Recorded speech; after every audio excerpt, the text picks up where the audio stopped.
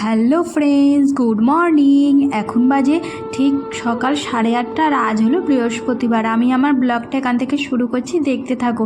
তো দেখো আজকের আকাশটা দেখেছো কেমন মেঘলা হয়ে রয়েছে। ভোর 5টা 5:30টার সময় উঠেছি, তখন থেকেই কেমন জানি অন্ধকার হয়ে রয়েছে।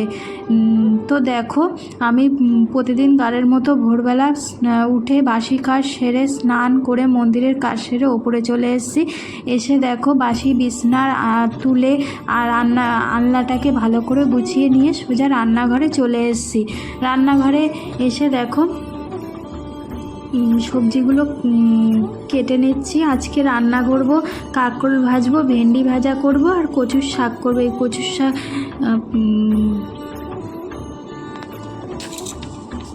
তো দেখো আমার রান্না কমপ্লিট হয়ে গেছে। ভাত করেছি, কাবলি ছোলা দিয়ে কচুর শাকের ঘন্ট করেছি, কাঁকরোল ভাজা আর ভেন্ডি ভাজা করেছি। তো দেখো আমাদের ব্রেকফাস্ট সকালের খাবার কমপ্লিট হয়ে গেছিলো। ঠিক তখন 11টা মতন বাজে, সকালের খাবার হয়ে গেছিলো খাওয়া। তারপরে রান্নাঘরে এসে রান্নাঘরের সমস্ত কাজগুলো করে নিচ্ছি, যেগুলো আমি প্রত্যেক দিনই করি। আমার মেয়ে বোর্ডিংয়ে থাকে, তোমাদেরকে তো বলেছি। আর মাত্র 3 দিন পর আমার মেয়ে পুজোর ছুটিতে বোর্ডিং স্কুল থেকে মাত্র 10 দিনের জন্য বাড়িতে আসবে। এই 10টা দিন আমরা 3 জন খুব মজা করে কাটাবো। কোথাও ঘুরতে যাওয়ার প্ল্যানও আছে, দেখা যাক কি হয়। তো চলো, তারপর দেখো বিকেল এখন 4টে মতন বাজে। আর দেখেছো জামা কাপড় না একটাও শুকায়নি ছাদের ওপরে। 3-4টে মতো শুকিয়েছিল, বাদ বাকি সব ছাদেই রেখে এসেছি। রোদ দেয়নি, তাপও নেই তেমন, শুকাবে কি করে, তাই না? তো দেখো তারপরে আমি জলগুলো ভরে নিয়ে গেলাম।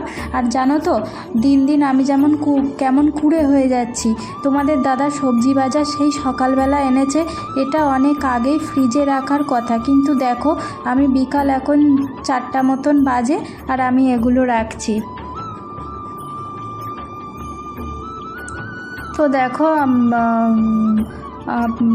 তারপরে দেখো ঘরদোরগুলোকে দেখো ঝাড় দিয়ে নিচ্ছি, প্রত্যেক দিন যে কাজগুলো করে থাকি।